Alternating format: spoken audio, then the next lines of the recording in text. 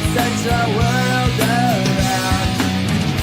'Cause you know where I'll be found when I come around. What is going on, everybody? Welcome to Fourth in Fandom, the brand new podcast here that I'm throwing up on my YouTube channel and over on X. And you can also follow us at Fourth in Fandom on YouTube and on X. I'm your host, Jorge Edwards, and with me I got Chris Burns, aka the Dynasty Deviant. What's going on, man? I haven't seen you in forever. What has been going on with you? So first of all, I had like dog hair in my glasses, and I just saw it reflected in the lens. But so for me, yeah, it has been a long time, Jorge. I started a new career, so I really dove into that, and so been kind of like enthralled in that for a little bit. But when you invited me on, I was like chomping at the bit, like yes, like I just got to do this. But as far as what I've been doing, I've just been trying to stay alive, scratching and surviving. I hear that, man. Well, you came to the right show. I'm glad you said yes, because folks, this is our first episode here at Fourth in Fandom. And what is the gist of Fourth in Fandom? Just what it sounds like. We may have some football talk, hence the fourth, a little throw out to my other brand here, Fantasy and Frames, and then the fandom part, where we just basically talk about all sorts of geeky shit. Pardon my language, Mom, if you're watching. But as you see at the bottom of the screen, or those who are listening, we got logos from Star Trek and Star Wars and Lord of the Rings to DC movies, Marvel movies, and 007 and Mission Impossible. So we really cover the gamut here as far as talking about things that, it just make us happy. And we like talking about them, and we have lots of opinions and thoughts about them. And we love to share them with you, and as well as get your take on here. So again, you can follow at Fourth and Fandom over on X, and head over to our YouTube channel. Jump in the chat. Let us know what you think. Tell us your stories about your fandom experiences throughout the course of your life and currently. And with that, Chris and I were talking before we went on air about like what are things that we have been doing lately that have just resonated with our inner geek. And the topic of the Arrowverse came up. And so I figured we would start off just talking about that. And that's how this show is going to go, folks. We're just going to start talking about all sorts of geeky, random things. And just, see where the river and the road takes us, you know what I mean? And just have some fun with it. And hopefully you enjoy it and you get a kick out of it, and you let us know what your thoughts and feelings are on it. Or if there's a topic you want to discuss, shout us out in the chat, or head over to Fourth and Fandom on X and drop a comment or message. Let us know. And we'll be happy to talk about whatever you all want to talk about. So thank you very much again for joining us tonight. And let's talk about the Arrowverse. So you were saying the other day that you were watching the Arrowverse, and your wife came downstairs and she's like, "Are you watching something else?" And you're like, "No, I'm definitely watching The Flash." Yeah. Tell us your thoughts about The Flash, just how much you like it. What do you like about it? That so on and so forth. Okay, yeah. So I like The Flash, and I'm kind of as a rewatch because I watched it like during the original run, like back in the day, just because I really love the CW DC TV shows. But what I like about The Flash is like Grant Gustin, I think he did a really good job portraying The Flash. I mean, he's just like a good dude. And the team, even though like Harry Wells was always revolving, always being like, something different. But I was like, first of all, they had to play, all of them played like 27 different characters. They're doing like different things. And the multiverse, or did they call it the multiverse in DC? But anyhow, when they have like, they're coming back and forth and all these Earths and all this stuff. So I was really like into it. And I did really like when they did the crossovers. I thought the crossovers were really well when they did it with the Arrow or Legends, Supergirl and all those things. It was pretty cool. And the major crossover that they did, like the Battle of Infinite Earths, when they were actually crossing like all of DC shows. I mean, like Lucifer had a cameo in it, right. Constantine. I'm like, this is actually pretty cool. So, as I was telling you a little bit earlier, when it comes to like the comic book, like entertainment, I prefer DC TV shows over MC. I mean, like the Marvel TV shows, but I prefer Marvel movies over DC movies.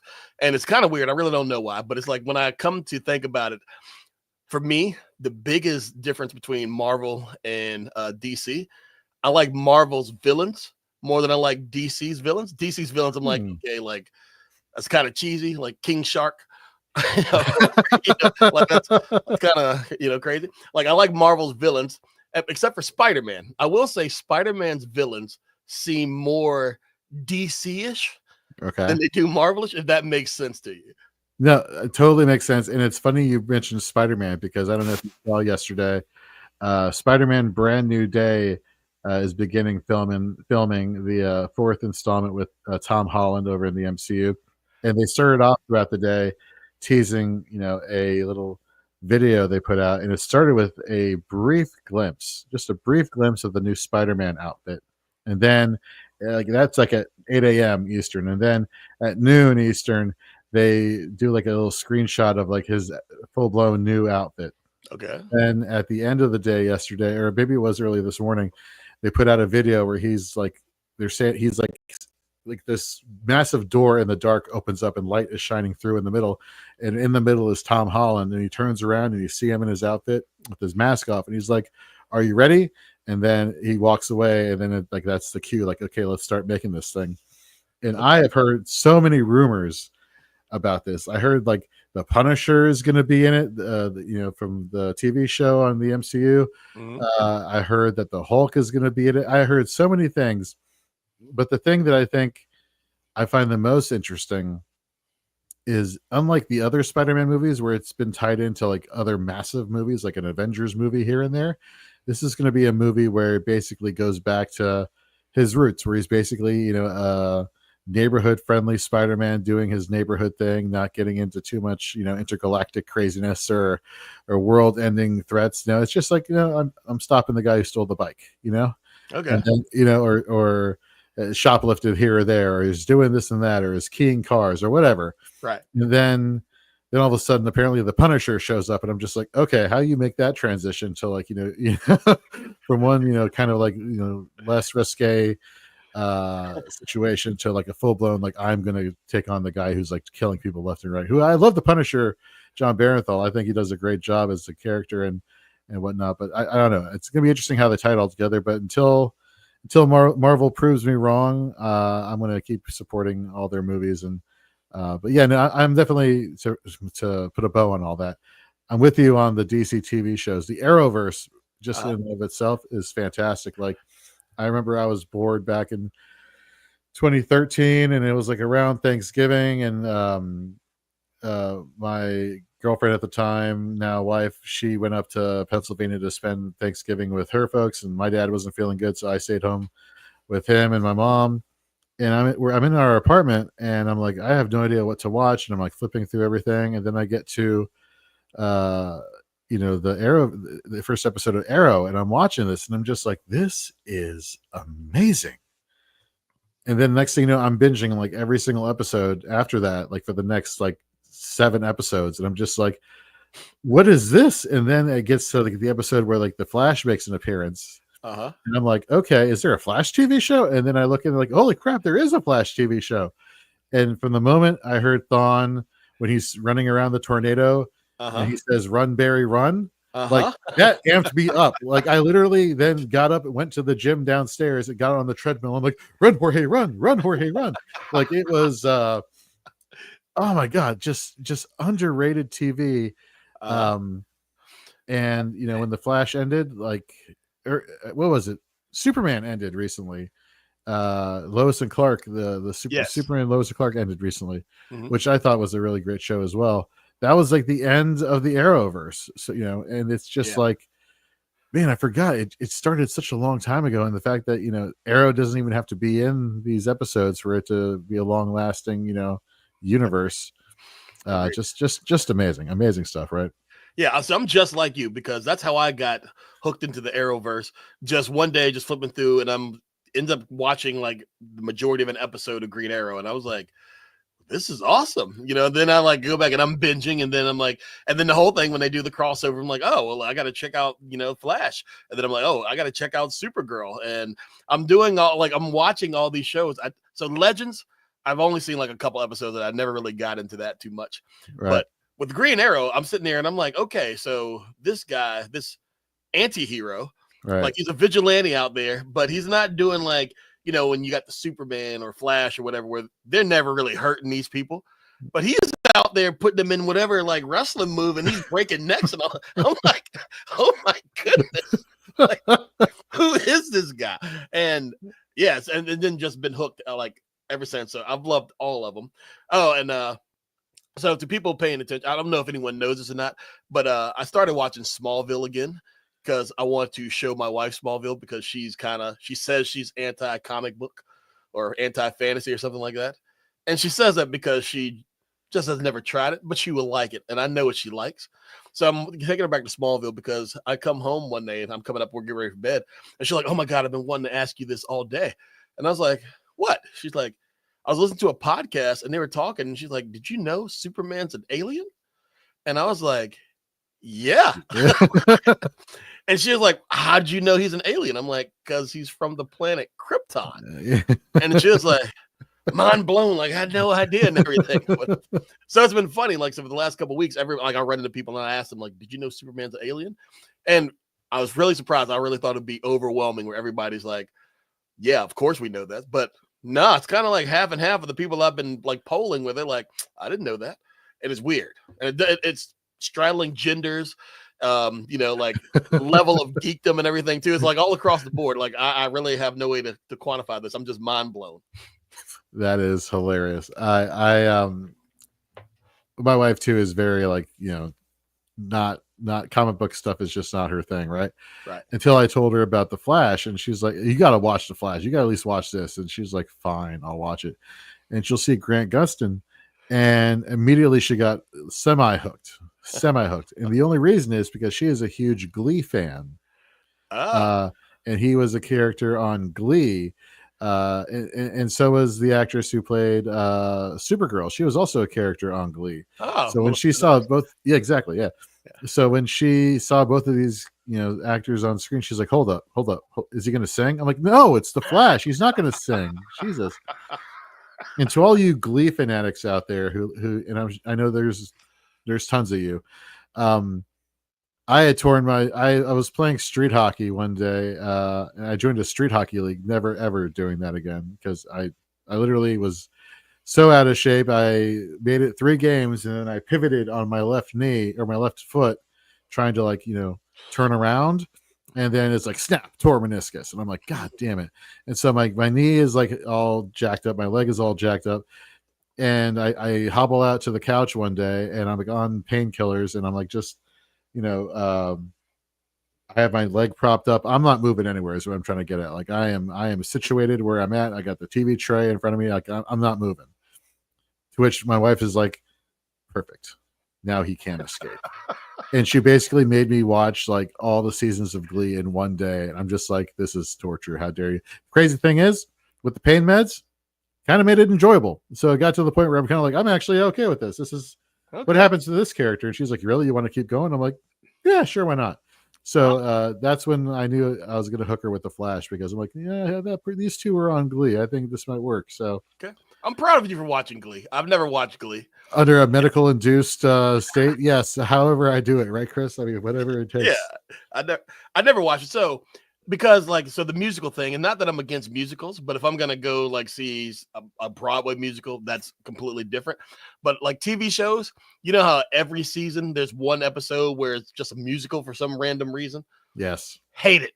Like growing up, I always hated the musical episode and always hated the flashback episode because it's not a real episode. Back when we had appointment TV where we had to, be there Friday at 8:00 just so we could watch this episode of Full House. Right. Or else we completely missed it for our entire childhood. But so with Glee, like an entire just musical TV show, I never gave it a chance, but I might like it. So it's funny that you mentioned that because last weekend I was watching like an episode of Star Trek Deep Space Nine. And I was in the middle of the episode and my wife's like, can you help me with doing something yada yada yada? And I'm just like, but I'm watching an episode of Star Trek. I don't want to miss it. She's like, are you serious? And I'm thinking back in the day when like you had to be there at a certain time to watch a TV show. You couldn't just pause it now with streaming services. And I thought I would use that to try to be slick and see if that would actually work. It did not. It did not work. Yeah, no, but I was like, no, I'll miss it. She's like, you realize that you could just pause it and Jorge, stop stalling. Get upstairs. Let's go. And I'm like, all right, fine. All right, so you're watching Deep Space Nine, right? So let me ask you this. Sure. Of the Star Trek show series or whatever, yeah, which one is your favorite? I know this is a really tough question to answer that. It's actually not so bad. I From a philosophical standpoint, I love The Next Generation. From like a sheer action standpoint, I love Deep Space Nine. Okay. Because I'm always a big proponent of like, like that's one of the things I liked about Star Wars is like you see like these starships just like doing battle, and it's like like I just love the visual effects of that. Yeah. And we definitely got that a lot in Star Trek Deep Space Nine with like the Dominion War and all the different storylines, and so I was a huge fan of that. But from a philosophical standpoint, from Star Trek: The Next Generation, there is one scene, one episode that really resonates with me that I'll always like repost whenever I see it or like download it or make TikTok. I almost said Vines. Wow, that's throwing it back to an old school app. But like always make like videos of it.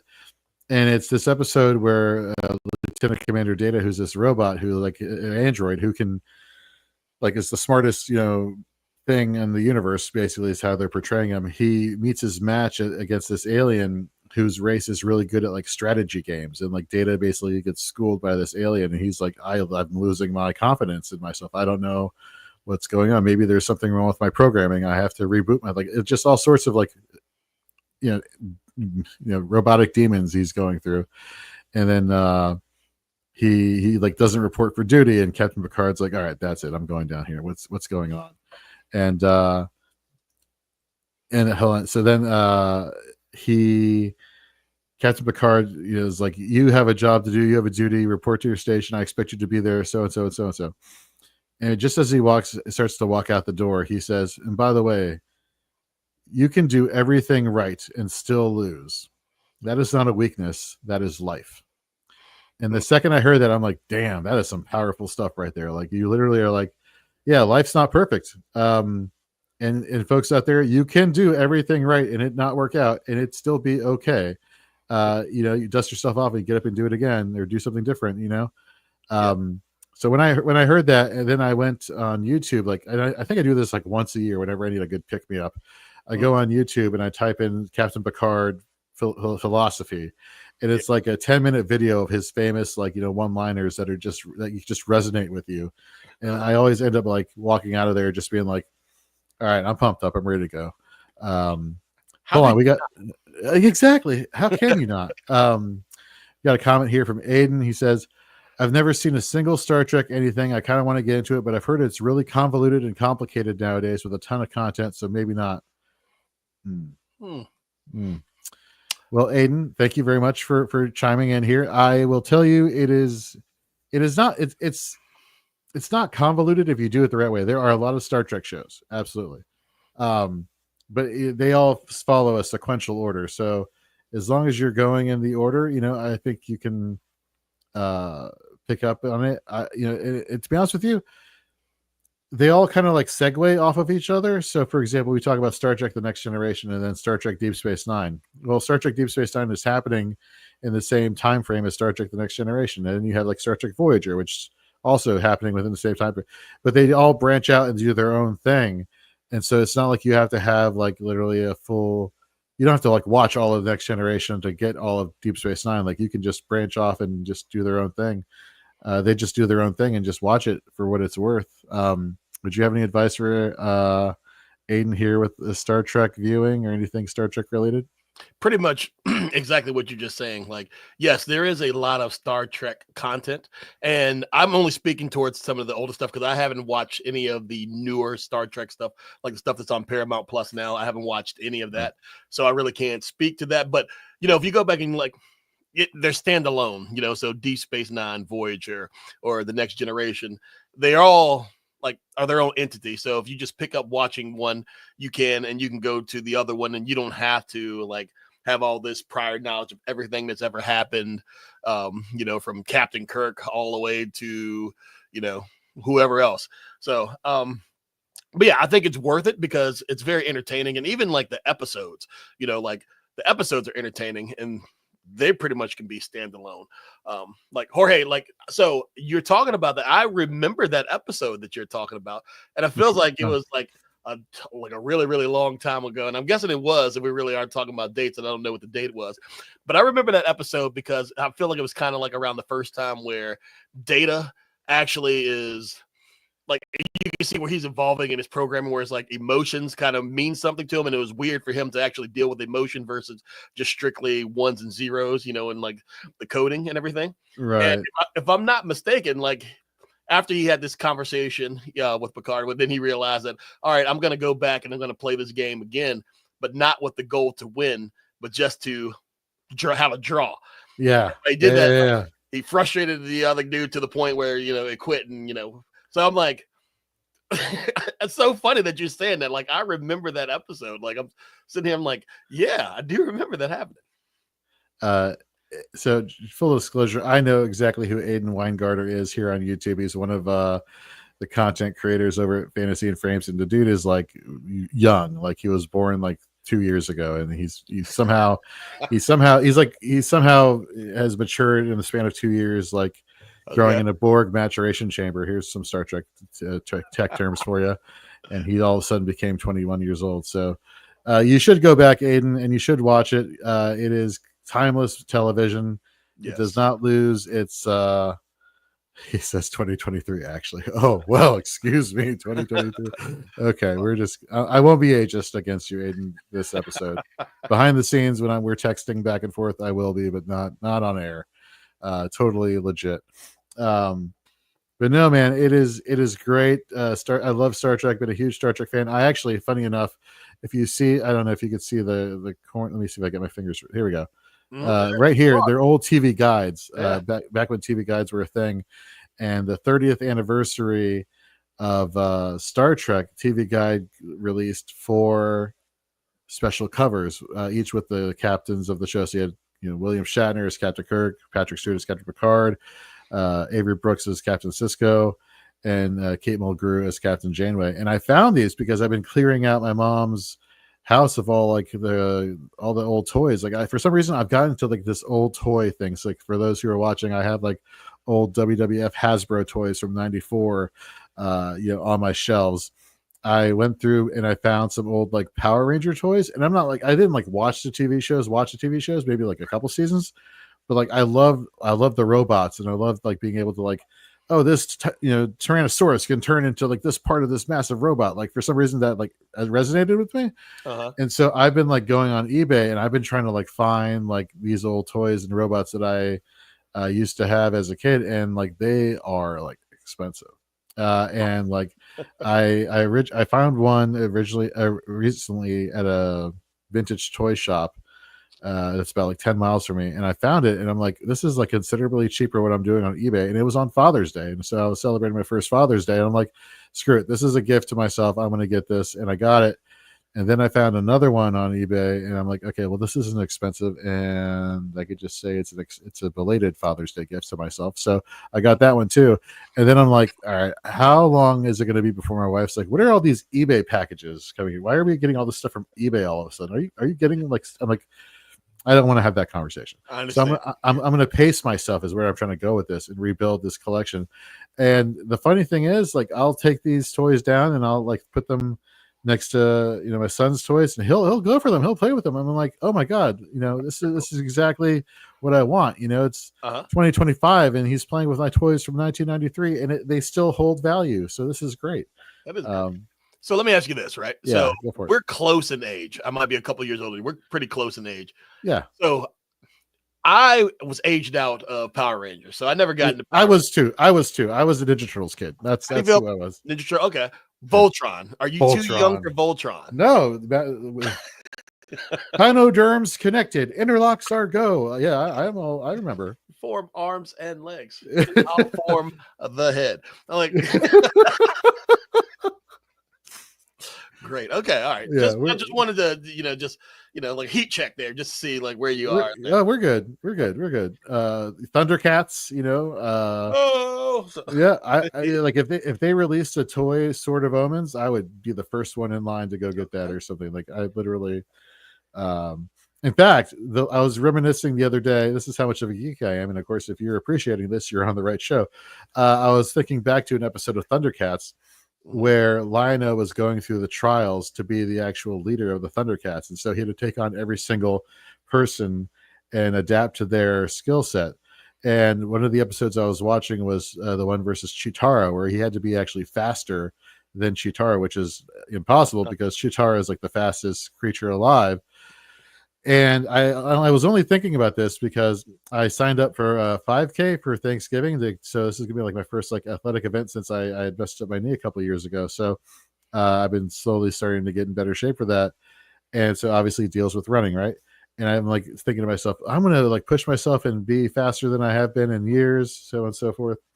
And I started to think like Lino had to like, find the courage to outrun Chitara. And spoiler alert, he did because he's the leader of the Thundercats. But like, even Thundercats, man, it just pops in the brain. And Ghostbusters, my mom found an old Stay Puft the Marshmallow Man stuffed animal thing. Mm-hmm. And she brings it over and I'm like, this looks pristine. And she's like, I had to wash that a lot, Jorge. That was really dirty in the attic. But I'm just saying, man, like there's just signs everywhere of like geek culture that just popped in my head. And Chris, that's where the idea for this show came from. It's just crazy. That's awesome. Aiden's in the chat. I do like Ninja Turtles, even though I am young compared to you guys. That is the nicest way of calling us old. So we really do appreciate you saying it like that. So no, but which Ninja Turtles are we talking about? Like the 90s movies, live action Ninja Turtles? Are we talking about like the Michael Bay Ninja Turtles? Like which Ninja Turtles? Because I'm kind of curious at this point. I am too. I only remember like the old school Ninja Turtles. So I remember the cartoon, and then I remember the live action movie. Yeah.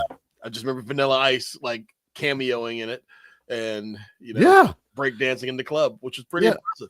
I was showing my son that the other day. We were watching Ninja Rap, and that was the scene in Ninja Turtles 2 where they're doing that. And I like will hold his arms, and I'm like, "Go Ninja, go Ninja, go!" And so we're I am subjecting him to so much so soon. Good. Like he's literally like the first week we brought him home. All of the Lord of the Rings extended editions we watched. From Fellowship of the Ring to the Two Towers to the Return of the King, like those 3-hour places. I'm just like, that's it. Like we're watching these. Like you can't go anywhere. You're not going to comprehend this stuff, but it'll be ingrained into your synaptic pathways so young in your early life. And that's awesome. So I'm jealous. So Jorge, you might look at me a little like sideways once I tell you this. So your son has already seen more of the Lord of the Ring movies than I have. He had no choice. You had a choice there. I had a choice. And don't get me wrong, I've tried like at least 3 times. But so I started with the first one. And what is that one just called? Lord of the Rings? The Fellowship of the Ring. Fellowship of the Ring, right? And with Bilbo, like at the very beginning before he leaves the Fellowship, that's as far as I got. And I've tried 3 times and I can't make it past that. I don't know what it is, but it's weird. It's one of those things that I have like Russell Crowe movies. The only Russell Crowe movie I did not fall asleep in is Gladiator. Wait, Russell Crowe's in Gladiator, right? Yeah, that's what made it, that's what got him started. Yes. But every other movie, even American Gangster, knocked out. Really? You didn't like American Gangster? I like the movie. I like a lot of his movies. I just can't stay awake till the end of them. But now, you eventually finished them, right? Yeah. Okay. Yeah, but Waterworld, that was Russell Crowe too, I believe, right? That was Kevin Costner. Okay. That was terrible. That was god awful. That that was during the time that it was released was the most expensive movie ever made. I believe it cost like $100 million to make. Now that's like chump change for studios, right? Yeah. Let's see. Aiden, he says, "Don't feel too bad. I've never seen a Lord of the Rings movie either. I really want to though." Russell Crowe, he should. Russell Crowe is in Man of Steel 2, a movie he personally loves. I'm curious to see Aiden's response to this question. Which movie did you like more, Man of Steel or the recent Superman that has just come out, which we may or may not get to later on in the show? But it's funny that you mentioned the Lord of the Rings and Bilbo leaving the Shire. You didn't even make it to a part where like a main character in the movie actually was like front and center. Like you had like the ancillary characters on screen, and you're just like, no, I'm out. But I have seen like bits and pieces like throughout life, and I feel like I've learned a lot about Lord of the Rings through meme culture. So, like I know who Frodo is, I know who Samwise is, I know like what the gist of the movie is. I also know that they're longer than Titanic, but Very much so. Yeah, the extended editions are definitely a lot longer than the theatrical, but they're so worth it. And then like the documentaries, like some of the things that I used to love about DVDs that you don't get on streaming now is like or Blu-rays or 4Ks or whatever they peaked out as, is like the side stuff that you can watch. Like you could watch like commentary, you could watch like the making of, you can watch all these different features that DVDs used to have that you just can't get when you're using a streaming platform. So the Lord of the Rings, loved them. The Hobbit series, I'm okay. I mean, I have them, but like I'm not going to be like, hey Nathaniel, let's binge watch these now. Like no, it's the original three. Everybody tells me they're excellent. Like everybody, they're great. They're phenomenal movies, and you need to watch them. I mean, the Return of the King won Best Picture. I mean, the Oscars, like it was. And here's the thing: like we have these like 3-hour movies or 3.5-hour movies for the extended edition versions. I don't know if you knew this, but when they flew out to New Zealand back in 2099 or 2000, they filmed all these movies within a calendar year. I did. So like 9 hours of like movies, 10 hours of a movie, just all filmed all year long, which had been unheard of. Like normally, they do these movies at a time, but they didn't want to like ruin any like the potential aging or, anything that's associated with like, just change of the look of the character.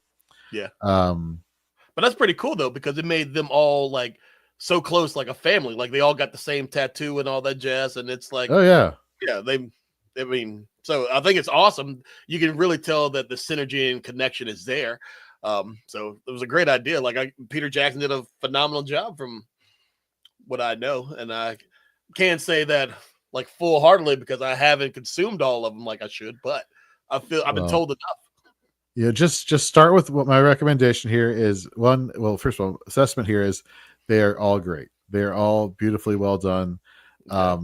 There is one negative thing I will say from Return of the King, and I'm not giving away too much, but like at the time, my girlfriend in college, she was like anti-spiders, and let's just say they show up.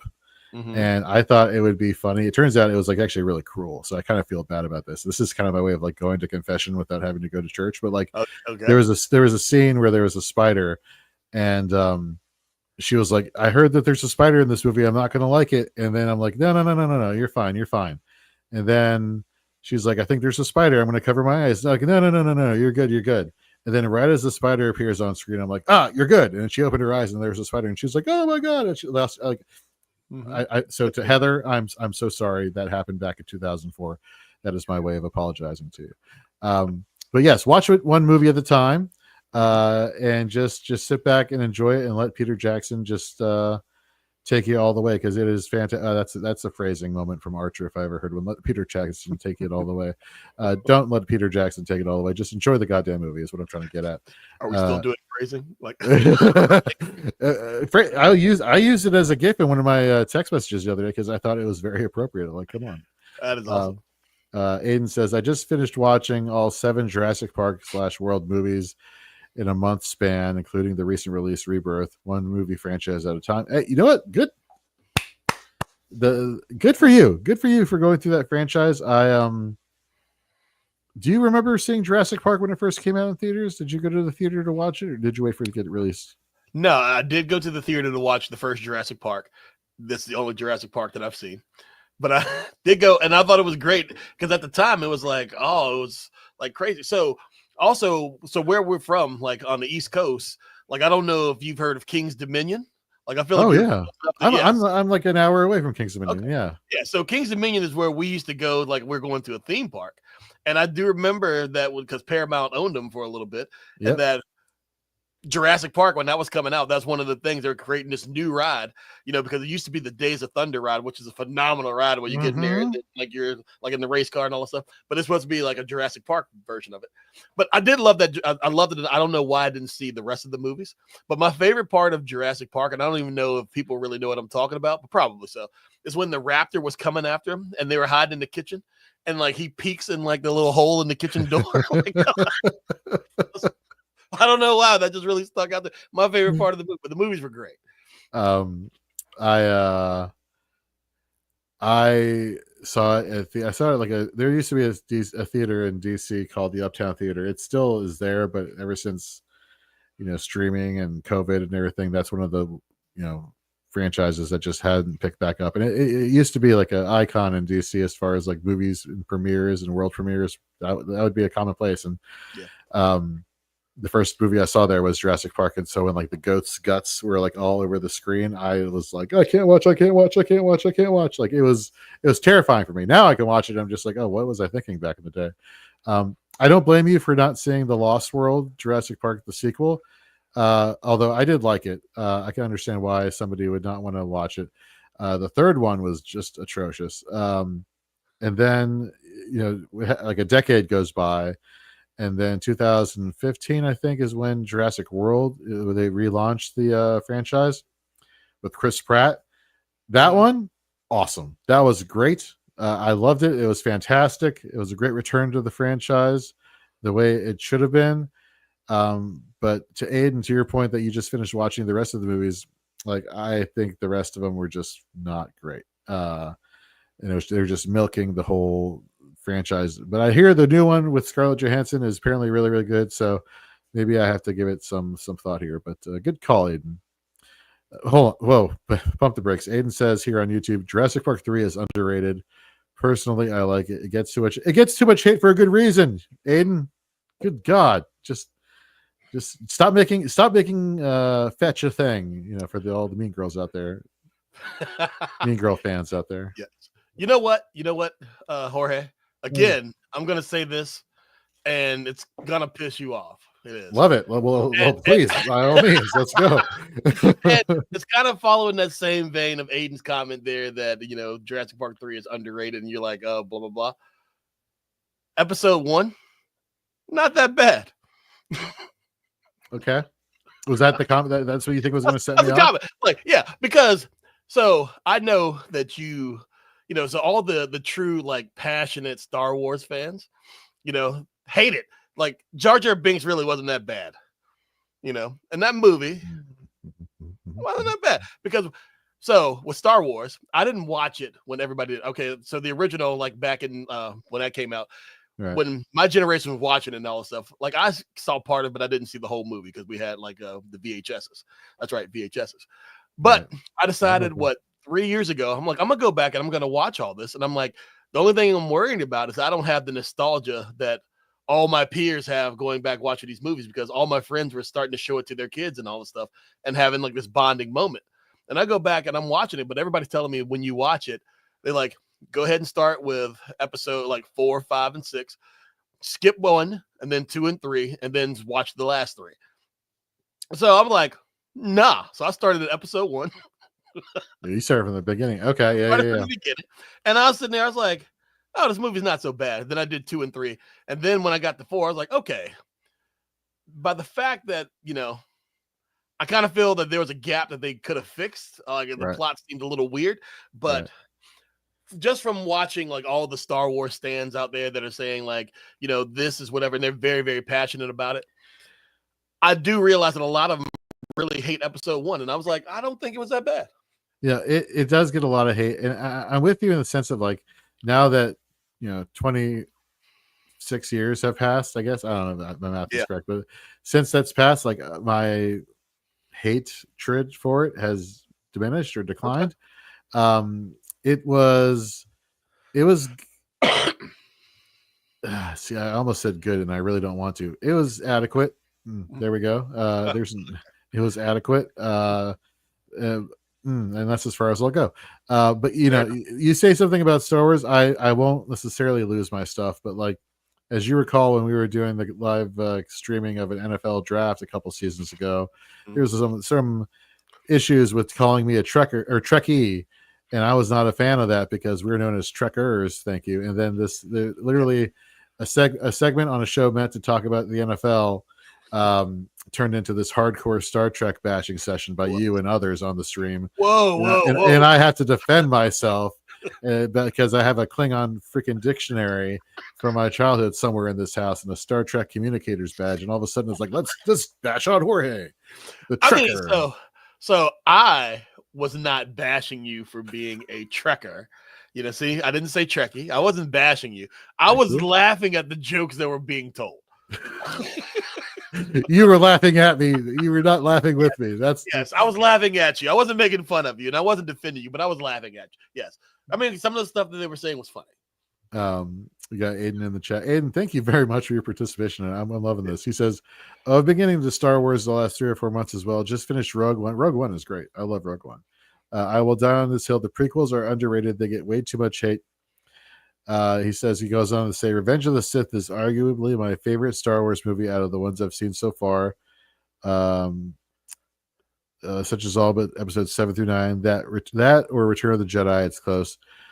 Look, I'm not going to fault anybody for saying episodes 1 through 6 are good. You have a favorite out of those.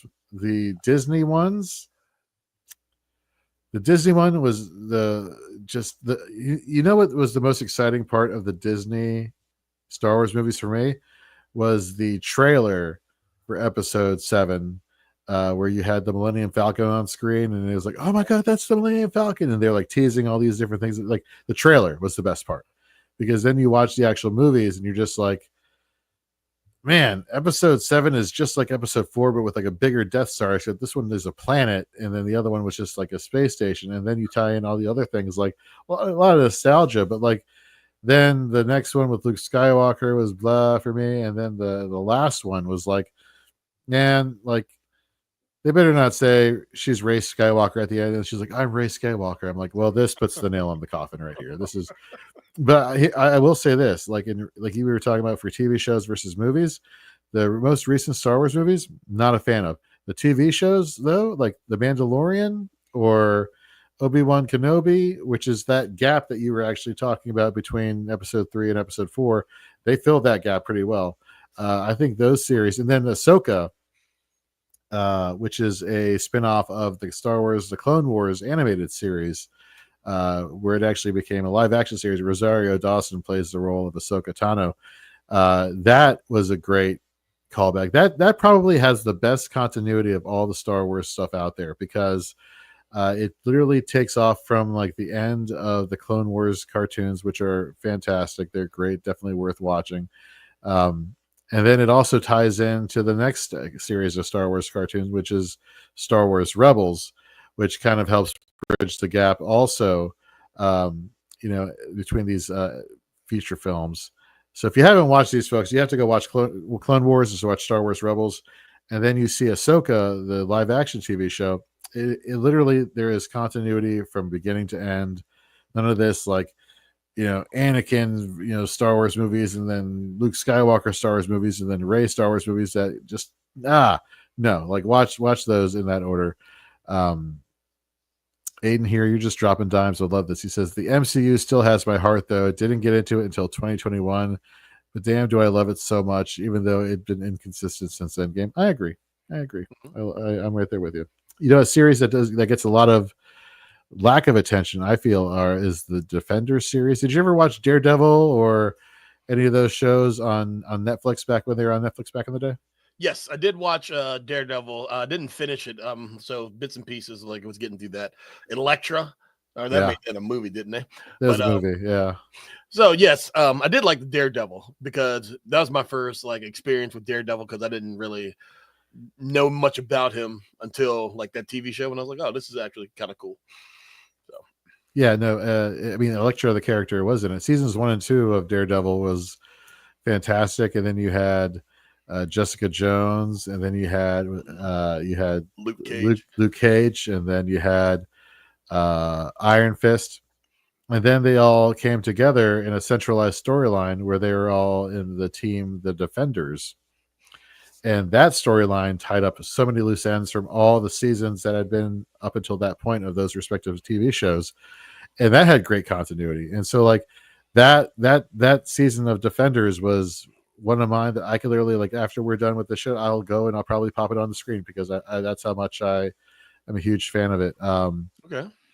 See what I mean, folks? This is what we're talking about. Like, we're like, literally, there's so much geeky things out there, and like from movies to TV shows to everything. We could talk about this for hours. Aiden in the chat, who's just dropping dimes, as I said earlier, got to watch Daredevil. I watched Daredevil Born Again. I I have seen the first 5 episodes. I've liked it so far, but that's because I've watched the Daredevil's second seasons on Netflix. Yeah. So it was great to see that the tone had been maintained. Whenever Disney acquired Marvel, I was always of the belief of like, well, they're going to water down some stuff. And then I saw like the first 5 episodes of Daredevil Born Again. I'm just like, nope, we're good. They're staying true to their Netflix roots. So, yeah, definitely go check that out, Aiden. Really big fan of those.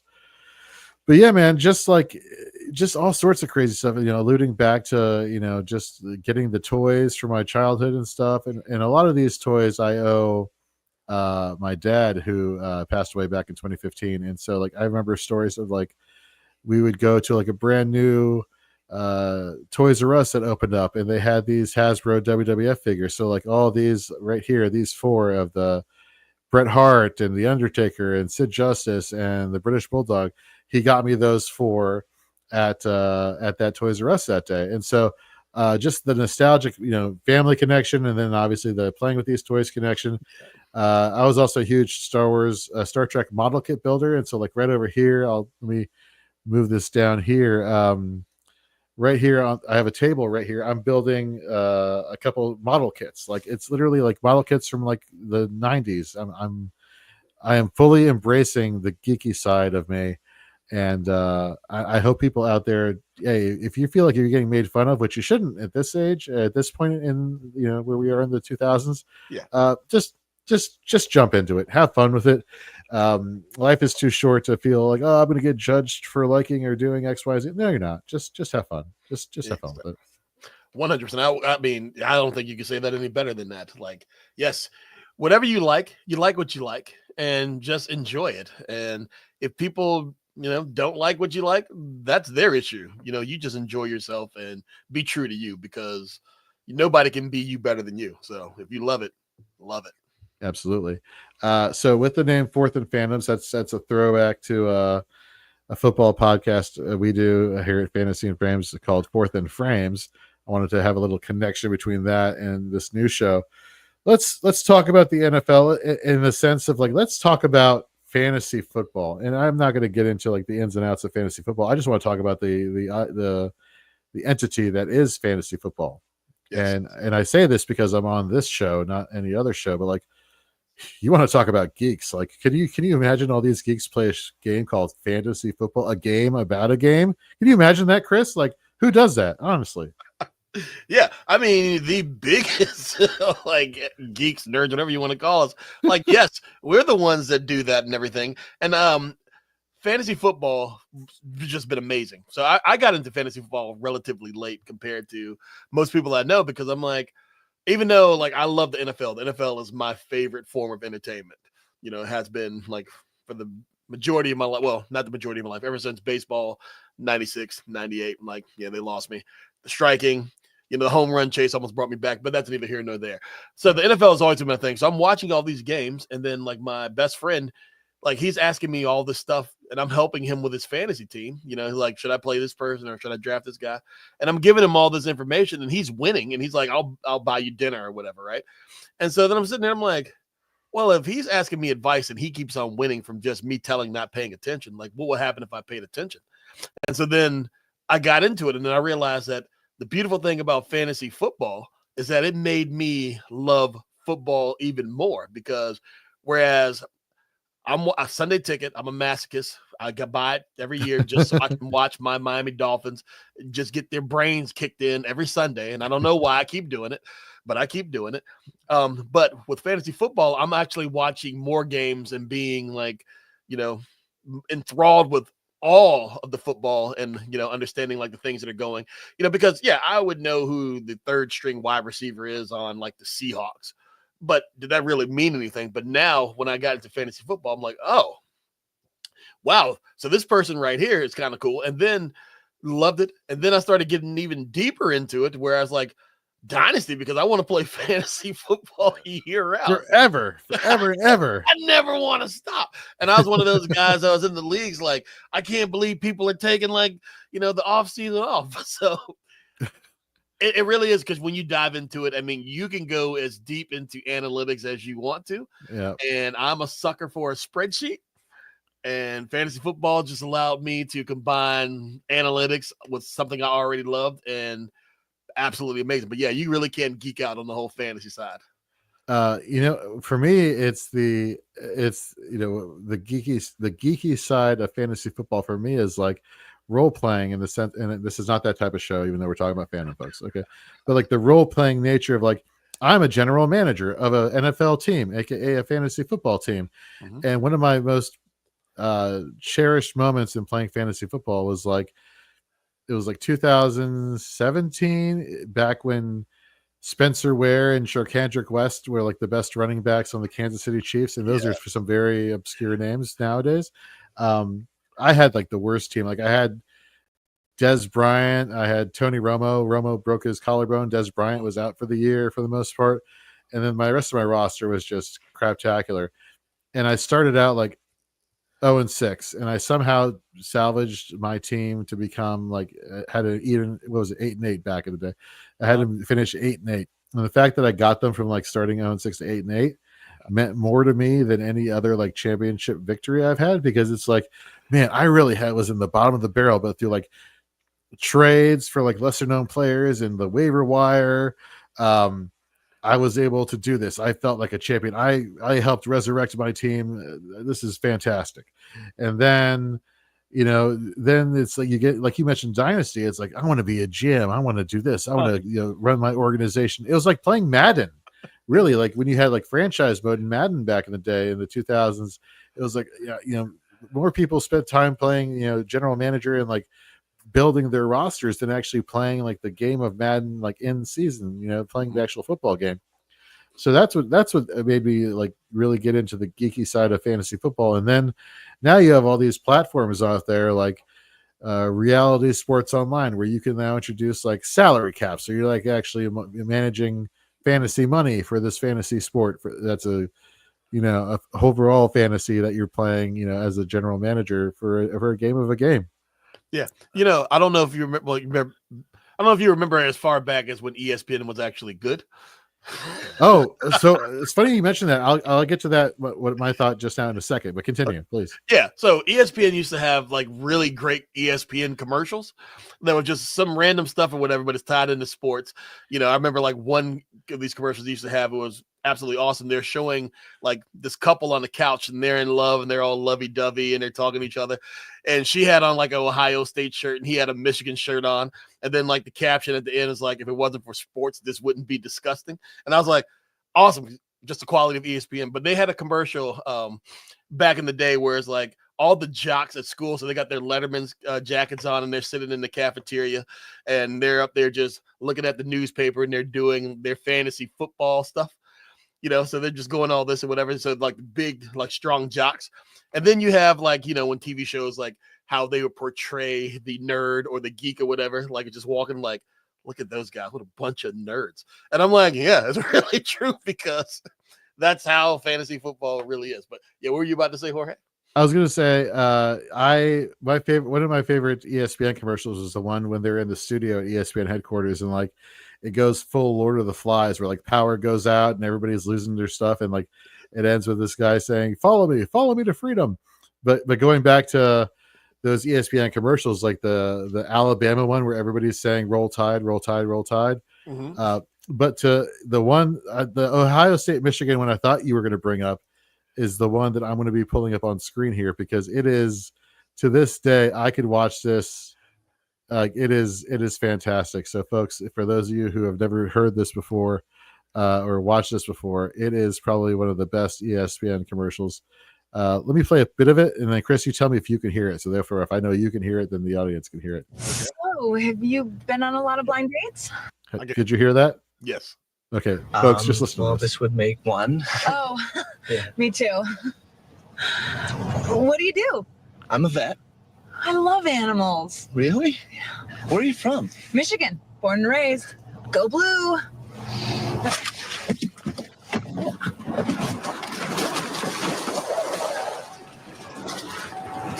Go Buckeyes!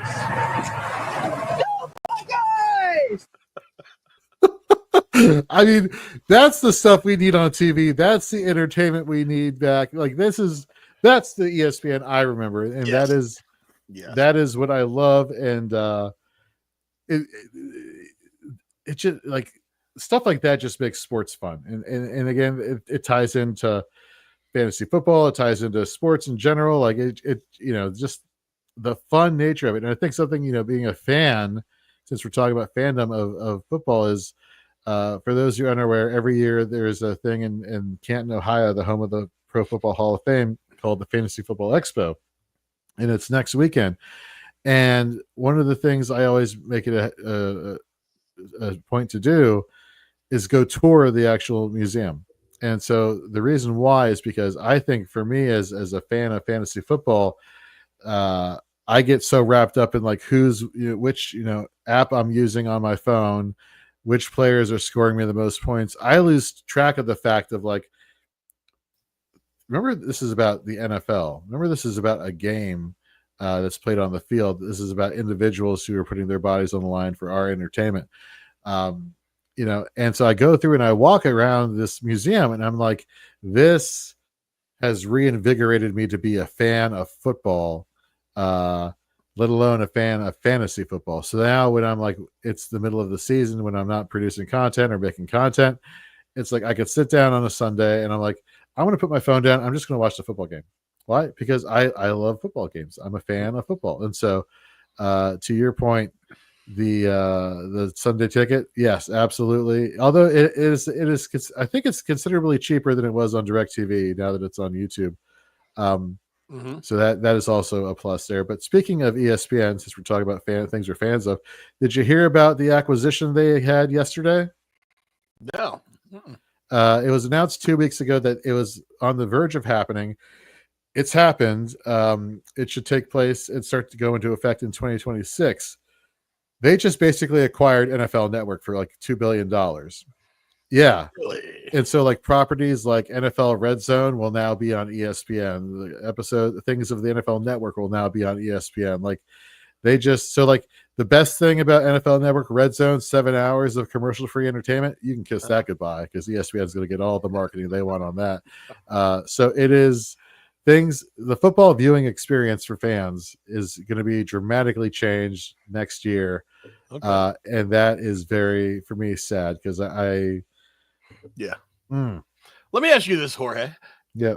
So Red Zone, before last year, there were two different types of Red Zones, depending on how you were purchasing or consuming like the Red Zone channel. So there was Andrew Siciliano and then there was John Hansen.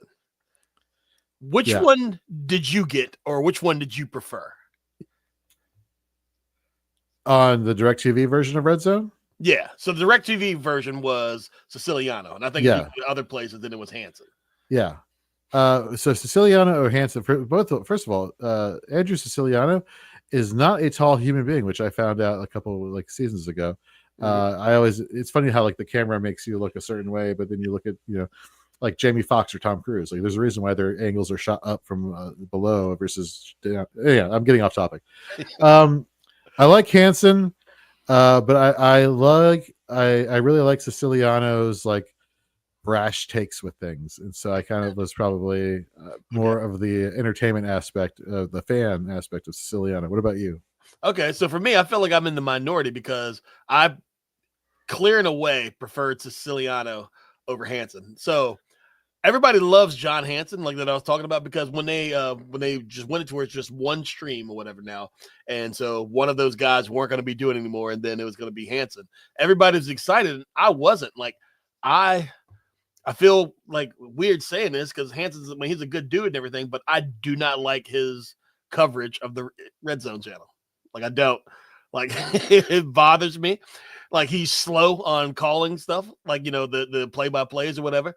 He's wrong more often than he really should be. Like he's calling like the wrong player or whatever. Sometimes he's even calling the wrong play to the wrong game. And I'm just like, I find him super annoying watching the Red Zone channel. So I mute it. So full disclosure, on Sundays, I'm watching the Dolphins game because we haven't been good in so long. We're usually 1 o'clock, the 1 o'clock game. And I watch that. And then after that, then I click over to Red Zone. But I found last year, and I was like, oh my goodness. Like I'm not a fan. But Siciliano, people really hated him because, yeah, like his brashness or the way he's saying stuff, or he would go on tangents talking about stuff that nobody had any clue what he's talking about. I Like could deal with that better. like the Dennis Miller of Monday Night Football, basically. He wasn't that. He was not that. Starts quoting Macbeth on Monday Night Football, and you're just like, what? Why? How?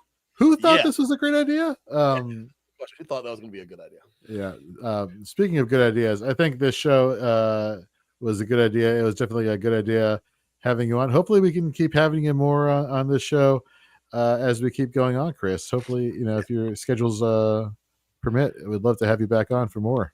I would love to come back, and I absolutely love this. I can't believe that we're at an hour already. Like, I feel like we just started. Like, we just turned the cameras on, man. But I know. Jorge, you're a great dude, phenomenal person. I love you to death. I think this idea, this concept for this show is a phenomenal idea, and I absolutely love it. Like, we're just talking about things that we like to just nerd out on, and just a conversation. Like, we're just going all around, and it was just great. So I love it. And yes, I absolutely will be back.